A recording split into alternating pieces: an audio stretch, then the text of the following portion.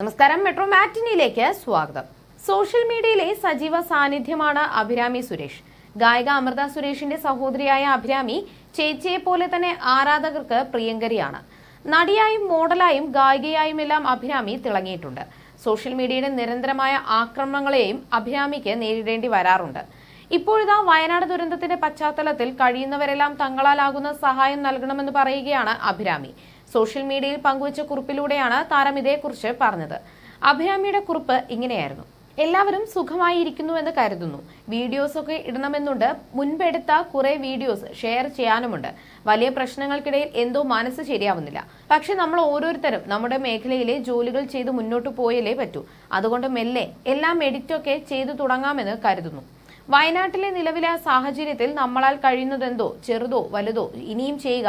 ഒരുപാട് നന്മയും മനുഷ്യ സ്നേഹവും ഉള്ളവരാണ് നമ്മളിൽ ഭൂരിഭാഗം ആളുകളും. ആ നന്മയെ എല്ലാവർക്കും പങ്കുവയ്ക്കുക. എല്ലാവർക്കും എന്റെ സ്നേഹവും പ്രാർത്ഥനകളും. സ്നേഹം മാത്രമെന്നും അഭിരാമി പറയുന്നു. ഇതിനു മുൻപും വയനാടിന്റെ ദുഃഖത്തിൽ പങ്കുചേർന്ന് അഭിരാമി രംഗത്തെത്തിയിരുന്നു. ഒന്നും അറിയാതെ എല്ലാം ഒരു രാത്രി കൊണ്ട് നഷ്ടപ്പെടുന്നത് ചിന്തിക്കാൻ പോലും കഴിയുന്നില്ല. കുടുംബവും കഷ്ടപ്പെട്ടുണ്ടാക്കിയ സ്വപ്ന ഭവനവും കുഞ്ഞുങ്ങളും എല്ലാം മണ്ണോടലിഞ്ഞു എന്നൊക്കെ പറയാൻ തന്നെ ഒരുപാട് വേദനയാണ്. രക്ഷാപ്രവർത്തനങ്ങളിലും സഹായങ്ങളിലും ഒത്തുചേരാൻ കഴിഞ്ഞില്ലെങ്കിലും ദയവായി എല്ലാവരും വയനാട്ടിലെ ആ പാവങ്ങൾക്കായി മനസ്സുരുകി പ്രാർത്ഥിക്കാൻ അഭ്യർത്ഥിക്കുന്നു. ദൈവവിശ്വാസം വേണമെന്നില്ല, മതം ഒന്നാവണമെന്നില്ല. മനസ്സുണ്ടെങ്കിൽ ദയവായി പ്രകൃതിയുടെ കനിവിനായി പ്രാർത്ഥിക്കുക. എന്തൊക്കെയോ പറയണമെന്നുണ്ട്, പക്ഷേ ഉള്ളിന്റെ ഉള്ളിൽ ഒരു ആന്തൽ വരുന്നു. കൂടുതൽ വലിച്ചു നീട്ടുന്നില്ല. രക്ഷാപ്രവർത്തകർക്കും അവരുടെ പൂർണ്ണ ആരോഗ്യത്തിനും കൂടെ നമുക്ക് പ്രാർത്ഥിക്കാം. നമുക്ക് ഒരുമിച്ച് അവർക്കായി പ്രാർത്ഥിക്കാം. വയനാടിനായി പ്രാർത്ഥിക്കണം എന്നുമായിരുന്നു അഭിരാമി പറഞ്ഞിരുന്നത്. അതേസമയം ഉരുൾപൊട്ടലിനെ തുടർന്നുള്ള മലവെള്ളപ്പാച്ചിലിൽ നിലവിലെ നദീതടത്തിൽ നിന്ന് 20 മീറ്റർ ഉയരത്തിൽ പൊങ്ങിയെന്ന് സംസ്ഥാന സർക്കാർ നിയോഗിച്ച വിദഗ്ധ സംഘത്തിന്റെ പ്രാഥമിക നിരീക്ഷണത്തിൽ വ്യക്തമായി. ഇത്രയും ഉയരത്തിൽ ഉരുൾപൊട്ടി എത്തിയതിന് പിന്നിലുള്ള ചാലക ശക്തി എന്തെന്നതിനെ കേന്ദ്രീകരിച്ചാണ് പരിശോധന.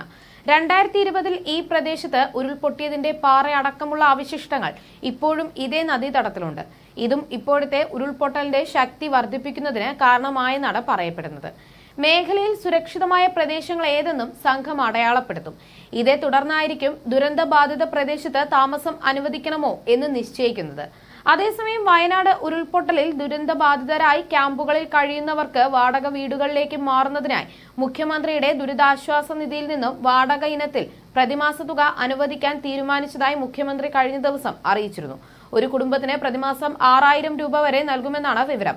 ബന്ധുവീടുകളിലേക്ക് മാറുന്നവർക്കും 6000 രൂപ ലഭിക്കും.